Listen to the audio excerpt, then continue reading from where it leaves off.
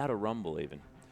But we are going to get a champion selected. Not too much has changed here as we have a look over the bans. Lysandra and Jan are going to be taken away by Royal Club. They, of course, have first pick this time around.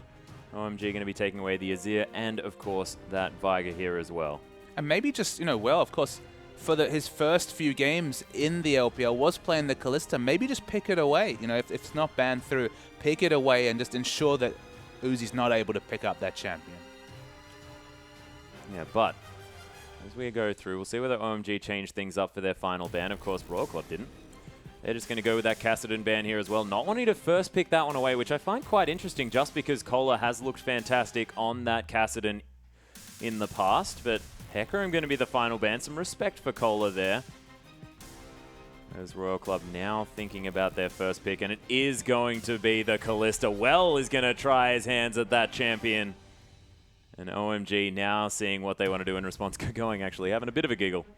Not entirely sure. I think Lovely may have made a joke about Rek'Sai.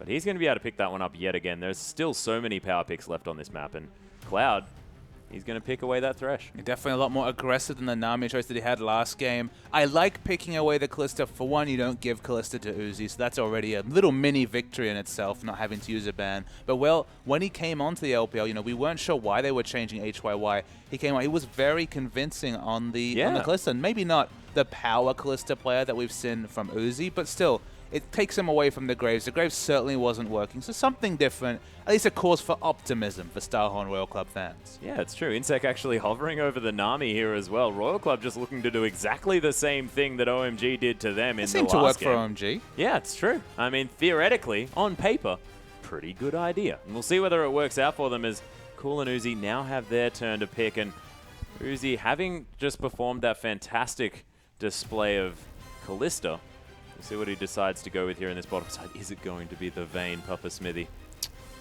The dream. The dream indeed. We'll see whether it happens. Of course, Uzi not exactly having the most success with that champion this season of the LPL. But it hasn't necessarily been losing OMG games. It's been a lot of games where he hasn't been the major factor. He's thinking about it, Atlas. He is thinking about it.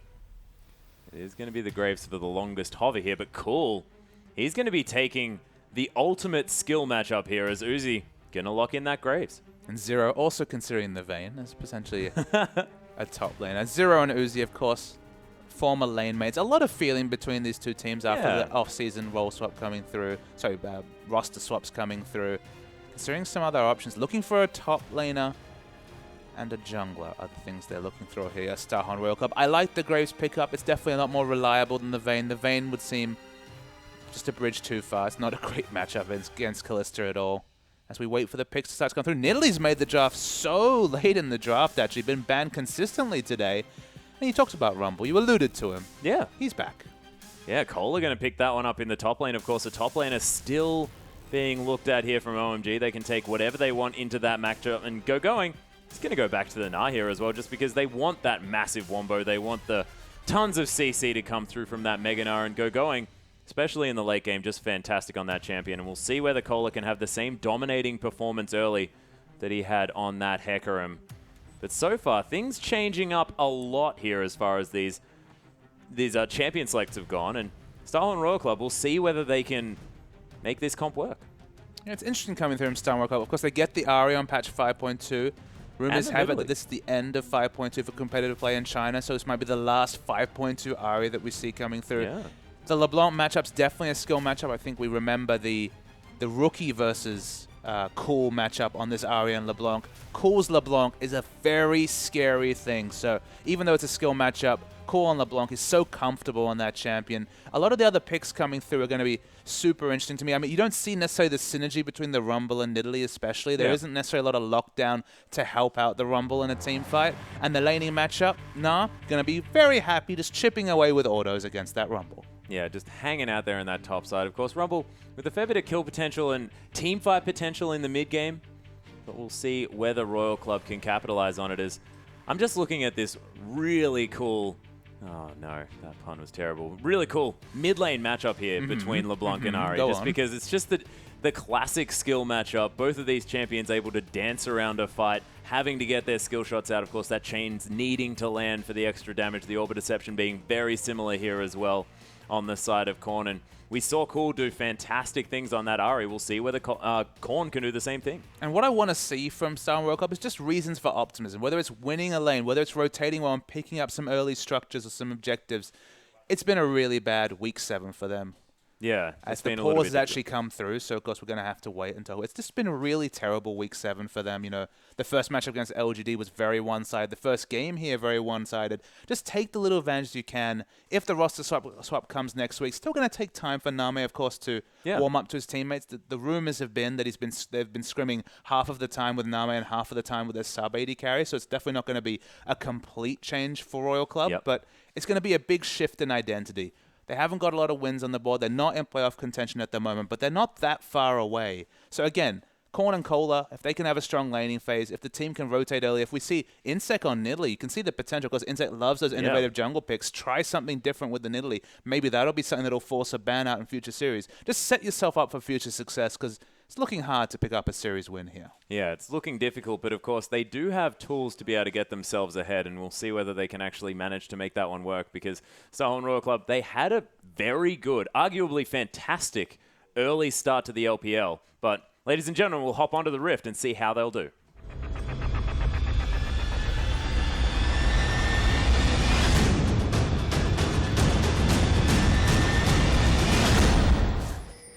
And here we are onto the Rift, ladies and gentlemen, with Starhorn Royal Club taking on OMG for the second time here.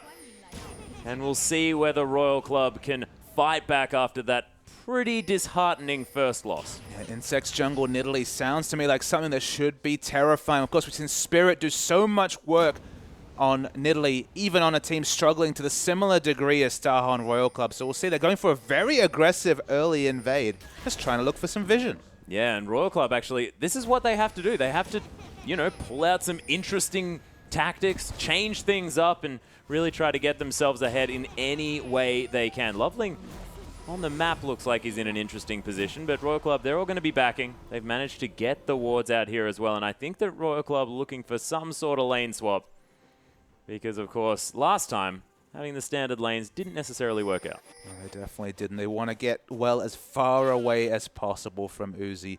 Even though it's a reverse of the matchup, Uzi, we've seen his Graves once already this season, looked very comfortable on that champion, just like Imp, as equally as adept on the Callistas of the world as he is on the Graves.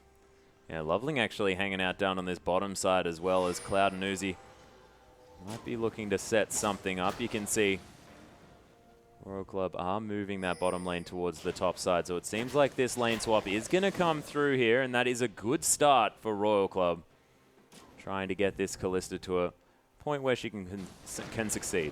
Absolutely. Pick up a bit of attack speed, be able to dash away through more use of the passive and get away from the Graves buckshot. After a few levels, going to be a better matchup, but going. He's going for the full Metal Gear experience and trying to sap some experience. Yeah, actually starting the backs here as well. Well, hasn't actually spotted him out. As Insec. Oh, did he just show himself? He did. Going now in a lot of trouble. You don't walk out of the brush there, buddy. There's the Ren to come down as well. Going finally using that flash. Maybe a little bit soon on the Ren, but they had to get the slow. But look, at the end of the day, he did pick up a little bit of experience. Not worth the flash trade for sure. He'd actually already skilled the boomerang toss, so was in a terrible spot in terms of mobility. He's going to stay in lane. He used one of his potions, gone the longsword, so he actually does have enough sustain to get to full health, but quite squishy. Yeah, could be a little bit of a worry. Uzi just hanging out here in this lane on his own as Loveling going to be jungling in the enemy jungle. A little bit standard stuff here for Loveling, and as he's on this Rex side, pretty comfortable just farming out wave after wave. Cola just following Insec around. Both of these top laner and jungler going to be getting to their level 2 relatively quickly. Going opting to just try and soak as much experience as he can, not going for that buddy system in the jungle. Quite amusing, but the jungle follow for Rumble is actually fantastic in this situation. Usually people shy away from it because, of course, you don't do a lot of damage to those neutral camps unless you overheat, you know, especially the Flame Splitter at level 1, not doing a lot of help. But Nidalee does so much damage to the jungle, especially on patch 5.2, when she gets the reset on her Cougar abilities whenever she gets the Hunted debuff, that's actually able to power farm and get quite a lot of experience in the jungle. Yeah, Cool actually able to use his distortion in order to just get straight back into lane and continue farming here as The two-man gang squad did come through, but Zero not able to find that Aqua Prison. Pretty difficult to lock down a LeBlanc. And well, just happy to tank up these creeps here a little bit. Wants to begin the freeze, but Cloud is coming to the lane to give a little bit of help. Only level 1. Surprisingly, quite a lot of health, but only level 1. Yeah, it does have a couple of wards here as well, so he's going to be able to provide some vision up in the top side for OMG, but wants to be able to just soak up some experience now and at least get a couple more abilities under his belt. Kohler and Insect now paying a visit to Uzi on this bottom side, who had a very hard freeze. They're just going to chuck this one into the turret. Uzi even going to take a spear for it as well. And these caster creeps not actually making it towards the turret here as well as Kohler. Going to get very far forward. It's actually a very important gank, pseudo gank coming through from Insect, because just pushing the wave, helping the lane reset, that's actually a massive piece of help for Kohler's laning. It's just deceptively strong maneuver coming through from Star Royal Club. Yeah, there's the passive coming through from the Sentinel here as well, from well as the Wallop not going to find the Kalista, which is the target of choice here at the same time. There's the Ignite, the Render come through, and first blood goes to Zero of all people. Yeah, not ideal, doesn't go to well, but it's still Well's lane that picks up the first one. That's massive for Starhan Royal Club. Look, they threw a curveball by winning that semi-final against OMG. It's still unlikely here, and Kohler has to flash away. Yeah, forced to use that flash, but doesn't get knocked up by the Unburrow, which is definitely the thing that Loveling was looking for. Had that flash available, could have counter-flashed there, but decides to hold on to his Summoner spell and just make sure that Uzi can continue farming in this bottom lane. Still, this is what we talked about. We want to see a curveball. We want to see something to be happy about. They got the first blood. They've managed to navigate well into a safer lane against Go-Going. OMG overextending, allowing the first blood to come through. That's something for Starhan Royal Club to build upon. They're ahead in gold. Again, we're talking about minuscule advantages at 5 minutes. But remember how different this other game that we just watched was at the same point. Yeah, well, it's true. And it's looking like Kalista seems to be the pick of choice here for both of these teams. Well, actually playing fantastically thus far. I mean, it's not often that you manage to get a 2v2 kill, and it seems it's happened for First Blood both of these games. Well, actually not for First Blood, but it's happened. The Kalista's been very on point this week of the LPL. Of course, Imp struggled with that pick, and Imp and PYO, especially on LGD, struggled to find identity on that Kalista pick. But with the builds shifting, we've seen Infinity Edge, Static Shiv, single target builds, and also the Ren-centric Hurricane builds. It's very nice bubble coming through from Zero. Go-Going, he's not having a lot of fun in this lane. Yeah, Zero actually having a bit of a giggle here as well. So showing some manners. Go-Going just going to pop some potions and chill out. He's going to be A-OK. 24 CS to 10 as far as this top lane matchup is concerned. Uzi doing a great job stopping Kohler from being able to get anything in this lane. Go-Going, of course, teleported back to his top side, but Kohler hasn't taken his. His Descent's actually going to land on a Kohler here. Uzi gets a point-blank buckshot, and Kohler is most definitely dead, and the collateral damage was even available because Uzi somehow level 6. Not often you say that both supports have the kills for their teams. Very bloodthirsty support play. Cloud stood in a pinked ward brush for about a minute 30, then escaped and outside with the flash death sentence. They pick up the kill. Things are going well across the map for both teams. Yeah, managing to pick up these kills. Of course, OMG getting a sneaky gank there onto Kohler on the bottom side. And with his flash down, it has to be something that is in the back of your mind. OMG sort of just capitalizing on the fact that that Summoner spell was down. Kohler did a good job sort of knowing that he was dead, trying to get as much damage down. Another Aqua Prison to land here in this top side as well. Royal Club are just continuing to put pressure on, and they're now starting to push this wave into the turret. But you can kind of see the difference between both AD carries in terms of laning. One of Uzi's greatest strengths as a player is the ability to hold lanes and balance harass with this last hitting. And he's been able to hold the bottom lane so well on the Graves. The difference in the CS, 12 CS to 33, is a massive difference as the double bubble stops OMG from rotating aggressively for any sort of pick. But Uzi, he's not giving Rumble a CS whenever he has the opportunity to deny those. Yeah, and that's exactly what Uzi was always famed for, as well as challenging people to CS. And that's against a ranged champion. And this is now a Rumble, one of the hardest champions to last hit on in the game, you have to think. Still going aggressive. You can see Kohler happy to take these trades. He's happy to tank up the minions because he knows that with the level advantage and almost has the collateral damage up and both his summoners, he has significant kill pressure on Kohler. Yeah, Kohler now managing to get a couple with those harpoons, but when you're relegated to farming with that skill only, you have to think that things are looking pretty bad as Cloud going to come through, lands the Death Sentence here at the same time, and there's all the CC to come down. Collateral damage easily going to be enough to secure another kill for Uzi. It's all the lane control. Excellent rotation coming through from Cloud, but Uzi, this is what he does. And that's why I don't understand. Why don't we see the Caitlyn from Uzi? He's so good, and even in a 2v2 situation at executing those sort of plays. But in a 1v1 or a 1v0, he holds waves. He's excellent at harassing. And Cola, it's 2 deaths now. He's going to have his flash soon, but don't know how much it'll help him. Yeah, it seems like the focus always seems to be on the lane that Uzi is in, making sure that he can get ahead. He can be the carry for his team. You can see he's only ahead by a few CS. The extra assist doing some work here for Well at the same time. But the Dragon, of course, having the duo lane here on the bottom side. Top lane out of turret is going to fall down, but Loveling has an opportunity to go for something. Cola gets picked off in transition, and Uzi's there again. The smoke screen comes down. Insect does manage to get the Primal Surge down, and there's some pounces here as well. Cloud, is the takedown going to be enough? The heal comes through, and Insect is probably going to go down. Does pick up the takedown kill, and he's pouncing away from this one. There's another Primal Surge. Is Zero going to be able to come through and actually get the work done here as Uzi, he's being pressured out. Another beautiful Aqua Prison. Yeah, the use of the skill shots is very on point from Zero, but they have to respond to the pressure coming through. That's a lot of damage. That's a beautiful spear to come down. Korn just drive-bys onto Uzi. And Zero comes through. Oh, Fate's Call saves his life there. He's going to have to chill out in that ultimate for as long as possible as the Ignite was ticking, but it's not going to be enough. Ebb and Flow just keeps him alive. Yeah, the disengage Fate's Call is very underrated as a skill. It's often pigeonholed Fate's Call as an offensive tool for the Annies of the world, for the Threshers of the world, but for disengaged supports, the ability to position so aggressively in a fight, then be repositioned defensively. The flexibility of that ability is so strong, and it was wonderfully used by Well and Zero. Absolutely fantastic, and of course Zero holding onto it as well because that Ignite would have killed him. As Korn had to put that one on him, but holding onto it, making sure that he soaked as much of that summoner spell as possible. And survived, no problem. Survived, no problem. And look, Stahong Royal Club are surviving this early game. 11 minutes in. The last game was already looking decided, but it's actually very close. Only 300 gold between the two teams. Well is farmed. He's not been pigeonholed into an emergency pickaxe brutalizer build that he's consistently been relegated to on Graves. And now in a 2v2, it's definitely not the walkover that it was in the previous game. Yeah, and Well actually playing with a lot of confidence here as well, leaping forward into Uzi's face. Not sort of playing with the same amount of hesitation that they were forced to in the last match.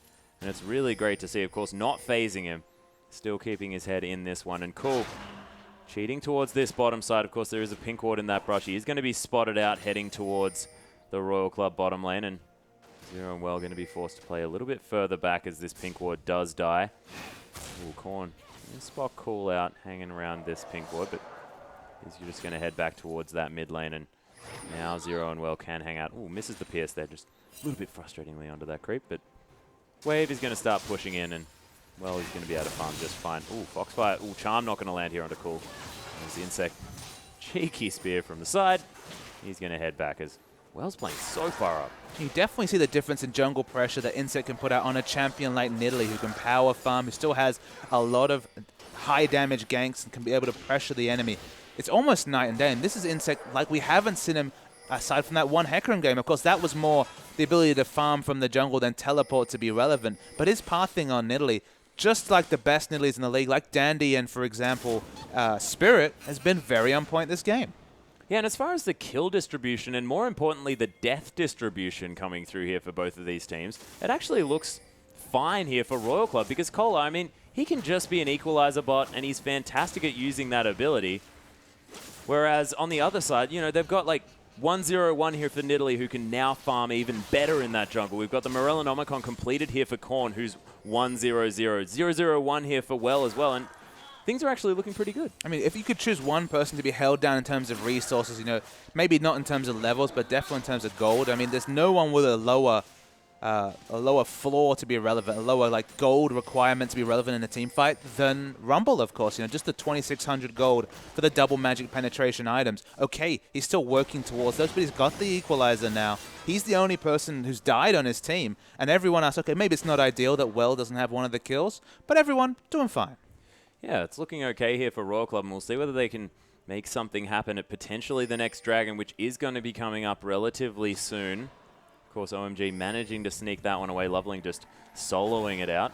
You can see Uzi, he's gone back. He's picked up his Infinity Edge as his first item. No cheeky Bloodthirsters to come through. No sort of flavors of Vasily here to come down. Uzi just wanting that flat damage and wanting it now. Absolutely, and this is the same thing that he did last time he played Graves. Makes sense, you know, he's not the sort of player that wants to rotate and pick up turrets. They're not looking to play the rotational game. Even though he's on a mid-game carry, might as well set himself up for late-game damage. Yeah, that's right. Ooh. Korn actually going to hang around here. Nice spear from Insec as well. Has that Magus enchantment. Also has the tier stacking up as well. Not getting the early tier. Made sure that he finished his jungle item before that one came through. So no cheeky business to come down. Dandy-esque type stuff. But he is going to have that one stacking very quickly, of course. The Cougar form ability stacking it up makes it very easy. I mean, the only hole in the early game from Star Royal Club is the fact that they didn't pick up the first dragon. You know, Jungle Nidalee can solo it so early in the game. Korn actually goes so aggressive in the mid lane off screen. Actually flashed to try and get the charm on Cool. Cool doesn't even have to return the flash himself. Without that summoner available, and now without the mobility of the ultimate, Korn actually is overextended and received nothing from it. Yeah, actually, the flash wasn't even available from Cool, unfortunately. Has just come up now, so now has the ability to flash himself out of that one if he wants to. Is going to use it in order to get out of the way of that spear. And that was probably necessary because Insect, you knew that he was going in. A good job from Insect to at least pressure out the summoner and cause the summoner trade, and both mid laners now without flash. Of course, with a lot shorter cooldown, dash is cool, but yeah. It matches the flashes nonetheless. Well, it's true. Both Cool and Korn having sort of those dashing abilities. Having that on an ultimate makes it not quite as great for Korn, but he can use it in such quick succession in those engagements. You can't really argue. This is 5.2 Ari. You can just yeah, fly to lane. You see them using Q in the base happily to just walk to lane faster. Ari's still very, very strong. Yeah, incredible champion. And still is, actually, now that we're 5.4. Ari still very, very strong. Just not quite as dominant as she is on this patch. OMG now with the complete dragon control, going to continue that one as the box is just put on to zone out the members of Royal Club. It's now down to half health here as Cool. He's waiting in the wings, looking to try and pick something up. He's going to take down that Pink Warden with exclusive vision. It's an easy dragon. Yeah, the Fate's Call was actually used because the Death Sentence did come through onto Zero. He lives through the exchange. They use the Fate's Call. They just donate the second dragon. Not ideal for Starhorn Royal Club, but again, it's the smallest of their problems. They're doing fine. They do have the turret advantage. They do. Uzi now going to be clearing out these minions underneath the turret, and you have to think that he probably wants to wait until he's got a little bit more crit, make use of that Infinity Edge a little bit more, but he's continued his dominance as far as this CS is concerned. Well, decided to go for a few different items, just picking up some stuff by the looks of things. He's got that recurve bow going towards that Hurricane, but he's also got the makings of that Bloodthirster as well, and we'll see when he hits that 2-item power spike, because it is huge when they come through here on Callisto. And we saw Uzi trying something different with the Phantom Dancer Blade of the Ruined King, and well, he's going for the AoE build. I just feel like the pigeonholing himself between two strong items is probably going to be Bloodthirster Hurricane. You'd have to expect with the could have been a Wit's End. Yeah, I mean, there's that potential for their Atlas, but let's just stay with the meta choices and expect the Hurricane and the Bloodthirster coming through. The issue is, though, if you just have those parts against an Infinity Edge and then Dragon comes up, you just can't contest for it because you don't have the potential for the Ren set. You don't necessarily have the extra sustain and shield coming through, the defensive options of the Bloodthirster. With neither, when you split the focus, you want to stay in lane. So OMG, what do they say? Let's take the Dragon. Yeah, it's true, and they do pick that one up. Actually, Cloud getting tidal waved by Zero here. He just wants to put on as much hurt as he can. Cool actually getting Spirit Rushed at here from Korn, who's looking for the charm. Oh my goodness. That Dark Passage was fantastic. The charm trying to chase Cool down, but just not quite fast enough. Ooh, well actually forced to jump around. There's the flash into the Unburrow here as well as he's trying to dance away. Dodges out of the way of the collateral damage here as well. The flash forward from Uzi, though, might spell his death as Martial Poise not enough for just Graves walking at you. Yeah, 20% critical strike. Didn't get it the first few times. The last one crit, took out the last 450 health. And all the Chaos Starhorn Royal Club, they take the last of the outer turrets, I believe. All 3 outer turrets down. That's still a big strategic win for Starhorn Royal Club. It's not turrets, but it's something. Well, it's true, and I mean... It's not dragon, but it's something. Yeah, ain't no dragon. Ain't nothing but a thing, Papa Smithy. There's 3 to 4 now in kills. We've got very even as far as the gold is concerned, and Insect's still able to throw out all of these spears. Has noticed that there's quite a lot of wards here in this Rush as well. As the spear going to land, the charm as well, as Going has to get out. Of course, has a lot of rage left in his Nabar, as Uzi going to take down the first outer turret of the game in the bottom side. OMG are going to fade away from this outer turret in the mid lane. Of course, their personal favorite turret in the game. It is impressive that despite they have the global gold advantage with 3 turrets to 1, OMG is still ahead in gold at this point. Have you looked at the top lane? That's, I believe the word is landslide advantage coming through for Going. 144 CS to 59. Literally the whole gold lead is basically on his shoulders. He's 1,200 gold ahead just from CS. Yep, and also 2 levels here as well. Cola sort of not able to stand up whatsoever. 1,200 gold. Cola just says, please, can we team fight? I'll hit my equalizer, I promise. Yeah, exactly. He does have the Sorcerer's Shoes and, of course, that Haunting Guise. He is team fight ready, Papa Smithy. He do with some levels. Yeah, he could also do with his Zonya's Hourglass and maybe avoid stuff as well. So he's got aspirations, ladies and gentlemen. He really wants to be getting some more of this money. It's nice to have dreams, Atlas. Is it, though? Because Huey seems to replace him every single time. Yeah, Insect is going to be able to lock away that red buff as well, as Cloud came around for a bit of a look in. Korn hanging out on this bottom side, just having a bit of a split push, pushing out this wave as Loveling and Cool heading down here as well. But Tremorsense going to spot Korn, but going to have his tunnels removed for it. Like out of nowhere, Uzi has a massive burst in damage coming through with the static shift. Yeah. So he's definitely combat ready. No scimitar armor whatsoever as Loveling hits the charm, has a bit of love bubbles around his head as he hits that Orb of Deception as well. A lot of damage coming through from Uzi, deceptively high damage coming through with his very efficient early pickups. Yeah, not to mention the massive burst damage as well. That's all up front with this Graves. Collateral damage and buckshot. Oh my gosh, Cool coming through from the side. Actually takes a lot of poke for it, as Uzi just going to clear out this wave as quickly as possible. And Royal Club now sitting back. And is this what their comp wants to do? Do they want to be poking through? 0 on the disengage. Ooh. Or the engage with, there's the equalizer and the tidal wave. Beautiful play. The Mimic gets destroyed. That's not really the target that they want, though. That's 25 gold. Yeah.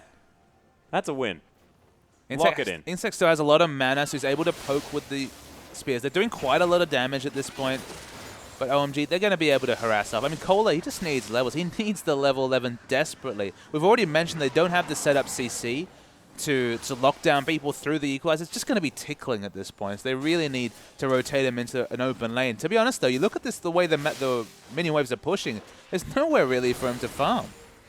No. He'd hop into that jungle, but of course, not the greatest jungler. Even with the skin? Oh, actually, yeah, he is rumbling the jungle, so I take it all back. Probably should hop into that jungle. Oh my goodness, the QR combo underwell there from Cool. Just able to get right into that backline and get some damage down. Of course, So not going to have kill pressure, but very low. So it's over 100 now between Going and Cola as Going finds a wave and happily, gleefully, you just know Cola's sitting somewhere just going... He's just making the same sounds that Nar is making, like, you know, just happily smacking away at that wave. No worries at all. Ooh. Cute little distortion play there, dodges out of the way of the charm, and Korn has been pretty good on this Ari, you have to say. I mean, managing to pick up that kill earlier on, but so far, Cool just able to farm out his waves over and over again. Got no worries at all. Has that Morellonomicon, almost has the Abyssal Scepter, which has been completed from Corners. Just going to get obliterated. The Ignite there flashes out of the way as Cloud, he gets the play. Beautiful flash to come through. And they take the dragon at the same time. OMG picking up victories across the map. Poetry in motion from OMG. I love the play. It was just so beautiful from Cloud and Cool. They try to get another pick in the mid. They can't do it as Cola. He finally finds some minions. Really hopes they'll hit the turret soon. But OMG, they're not going to give him a chance, are they? Oh my goodness. Cloud once again finds him. The dark passages there. It gets Cool in, and Cola's had a horrible time this game. I'm worried about Cola overheating in real life. Yeah, no, that's a very good point. Of course, these are professionals, Papa Smithy. He's not going to do that. But man, if I was to look at that CS score that Going's managed to pick up for himself, I'd be like, team, I need to do stuff. Oh, Nar onto Insect into the wall. He was there for a sec, and he's dead now. So OMG continue the pressure, and he probably just thought that, yeah, they're bound to have gone back now, but not going to happen. Insect has a death cap. He has so much ability power completed. With the tier, it's stacking up. I'll have to have a look. 650 stacks. When the Seraphs comes through, it's going to be a lot of damage, but again, Cola doesn't really do very much. No, he doesn't, but we can talk about the Haunting Guy Sorcerer Shoes. He's now managed to pick up that arm guard as well. As Uzi just going to clear out this wave in mid, and OMG just starting the stranglehold on this game. Maybe a little bit later than they did in the last game. It is already 23 minutes in, and by this stage, they basically won the previous matchup. Korn going to use that Spirit Rush, which is thankfully back up off cooldown in order to save himself from the onslaught of OMG. As Uzi just going to quick draw away and take a Dark Passage to safety. I mean, just to reiterate your point, there's a lot to like about Star and Royal Club's early gameplay here. They picked stronger lanes apart from the Cola Rumble. They played aggressively. They got some advantage. They were the first to pick up the 3 outer turrets. And at this point, that's something. The game was always going to be very difficult for them to pick up a win. But the pressure started from OMG. They finally started to convert their early CS advantage into obvious grouping advantages. Rumble still desperate to find a CS somewhere, still under 70 as Gogoing finds plenty. Yeah, Gogoing's having no troubles here at all, and he's about to quadruple the farm. I think we should stop doing the mathematics on this one because it's just really not working out. It's just OMG having such a strangle, and the fact that the lane swap worked out so much better for Gogoing, who has the range, has the ability to just farm out these waves very comfortably, and Rumble just doesn't like the lane swap at all. I mean, look, Rumble is decent in the lane swap, but, you know, you're against Uzi on Grey as someone who's a player who's fantastic at zoning enemy carries, let alone just a 2v1 or an implied 2v1 situation against the Rumble. Uzi played on form, and then when the lane swap started to happen, OMG rotated members, stopped Rumble from ever having what was not necessarily a comfortable laning matchup against Nah, but one that he could potentially survive. Cole's finally managed to lap up enough experience to have level 11, so at least the Equalizer suddenly becomes, again, teamfight relevant. But in terms of true relevancy of being able to get into the back line, don't think that's ever going to happen this game for Cola. Yeah, no, it's not looking too great. But of course, he could just go... Should this be when he decides, I just want to finish off this Leandries, make sure that the Equalizer's doing as much as it can? I think that's what you do. If you hit the perfect Equalizer, anything's possible. The base damage and the Leandries burn will do a lot, although there isn't a lot of health stacking coming down. Of course, it'll do a lot of damage to Rek'Sai, who's now built health and armor, but no magic resist. But again, I think that's the best you can hope for. Like, unfortunately, the Zonies is just too much of a purchase. He's sitting on about 1,000 gold. Realistically, I don't know if he'll get another 1,100 gold for about another 20 minutes of the game, it feels like. So yeah. Maybe just go for what you can get. Yeah, that's exactly right. Uzi actually going to quick draw forward here. Does land on a trap, but Gogoing, he's just going to keep split pushing this game as Cola tries his very best to pick up some farm. Has picked up another 12 now. And Gogoing bought a Trinity Force. Yep. Okay. Well, you may as well. When you're that much golden farm ahead. The interesting thing is it basically stops. Oh my goodness, we're seeing a fight in the mid. Yeah, there's Korn actually leaping around this fight. The Ignite's onto Uzi, who's hanging out in the back line, waiting until he can re-engage on this one as well. He's got the shield from that Bloodthirster. He's definitely at a stage where he can fight as Cool jumps in, does land a chain, just pokes Zero as the boomerang comes through and slows well down just a little bit. Cool actually in the enemy base. He might distort back, though, you have to think. Yeah. The thing about the Trinity Force, it just makes him win harder in a 1v1. Okay, it's not teamfight tanking his stats, but it just makes him harass and just hold down Cole that much more. So I don't mind the pick up at all. Already see a really strong frontline tank coming through from Rek'Sai, but the fight's on. Yeah, there's the Equalizer. Not really going to land onto too many champions, but clears out all the minions. Cool, though. He gets charmed, and he's going to fall down. Well picks up that one. Cool. Royal Club, they take advantage of an OMG or overextending just a little. Cool distorted so many times in Flash that I think he lost track of where his first Shadow was, or his first Mimic was. Died anyway in the assortment of AoE. They don't quite get to the turret. It's so low. It's sitting on about 240 health, but of course regenerating. And Starhorn Royal Club, is it emergency Baron time? Oh, it definitely is. There is a ward here, but of course Insect does a heck of a lot of damage, and they've got a Callista. They can rend down this Baron. There is not a large likelihood that Loveling is going to be able to pick that one up. You can see all the spears coming through the face of this Baron, down to about 2,000 health. And the Ren goes down. The steal from Loveling as Royal Club now just incredibly upset. They punish him for it. Uzi's going to die here at the same time, but Cloud is going to get Korn on the backside. It's a 2 for 2 so far, but Cloud, you are most definitely dead. Gogoing is trying to lock down well, and well, this isn't a super tank Nah. This is a mini Nah that can crush you, especially when he turns Mega, because that Trinity Force is doing some work, and that 1v1 didn't work out for the Callisto as she thought. With the Warden's Mail and just the health from the Banshee Vote, actually just pinged level 16. Going is a monster. There's no other way to describe him. I realize he's also in Mega Nah form. He looks very scary, but it's just the items that make him that, okay, his model's quite large, but even as the little Teemo-like mini Nah, still very scary. Super scary. Cool going to be able to take down the inhibitor turret in the mid lane. Going to continue the pressure in this top side. Actually going to head on over and use that Trinity Force proc in order to get down this inhibitor as well. And that Baron, it was... Oh, what? Okay, Insect was there. Cool. Made sure that that was no longer correct. He's going to head forward here as well. The Hyper proc onto Cola. Does have a needlessly large rod here as well as Korn. Not going to find... Oh, actually finds it onto Cool. But look at these creeps. The Baroned up minions now heading into the base of Royal Club.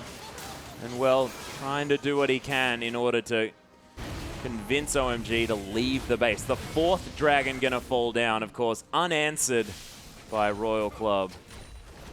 And Uzi going to take away a blue buff here as well. Returns to his top lane. Does really like that lane. I mean, they just, unfortunately, it's the full court press once again. Okay, the minions in the bottom lane aren't supporting it, but in top and mid especially, so much pressure coming down Star World Cup. The only real safe minions they can farm are the ones hitting their Nexus turrets, but the Equalizer doesn't do a lot of damage to the bound up minions. No, the melee one's actually walking through that one unhindered. The Siege minion in the back still smacking down on this turret. Orbit Deception's going to deal with it. And the Spears not quite finding their marks. The distortions over the wall constantly here from Cool, who has a lot of cooldown reduction with that Morellonomicon. And OMG now looking to press forward into this base. You can see the Ren's actually able to clear out these waves pretty quickly. Well, might be able to get some work done as far as clearing out some waves are concerned. And Royal Club hanging on at this stage. So you have to think, OMG, they're just pressing this advantage over and over again. And the question we'll have to answer next week is, will plugging in a superior AD carry, an AD carry upgrade, finish some of the strategic holes that Starhorn Royal Club is? Because remember, Well's done fine this game. He's certainly not the man who's necessarily been the biggest issue, but Starhorn Royal Club, they've rolled down, and here we go! Yeah, there's the gigantic Nah into the Nexus here as well as Cole is going to incidentally die to Cool. Well trying to do some work, but Uzi's found him, just shoots him in the face. The Spears and the Charms are landing, but the Nexus turrets are falling down for Royal Club, and OMG, it took them a little longer this time, but they're going to push through and potentially win this game right here. Yeah, they need a minion wave to finish off the thing, but Nidalee takes a lot of damage. Uzi goes for a fun ride, and so do OMG. 3 points for them today. Starhorn Royal Club, they're very excited about Week 8 and the potential of that upgraded AD carry, but no points for them today at all. Yeah, Name, who they've been practicing with, is potentially going to be coming through next week, but, well, he did fine that game, and there seems to be a whole lot of more patches here for Starhorn Royal Club to work on, and I think it has a lot to do with morale at this stage, because they want to have their lineup that they want to take to the playoffs. They want to have that lineup that they're used to, and some giggles there coming through as these players are shaking hands, and OMG, that was just pretty... yeah, decisive. Definitely a gleeful reunion with his old teammates. Maybe not the same story for the Starhorn Royal Club members, although Zero seemed very happy to see Uzi. So there's that. Yeah. And, well. That does bring us to the end, ladies and gentlemen, of our week of LPL. I have to admit, I'm a little bit gobsmacked by that performance from OMG, really showing... Royal Club who was boss. But on behalf of myself, ladies and gentlemen, Papa Smithy here, and of course Pastry Time and Spawn who are on the desk, and our lovely production crew, thank you very much for watching, and we'll see you next week.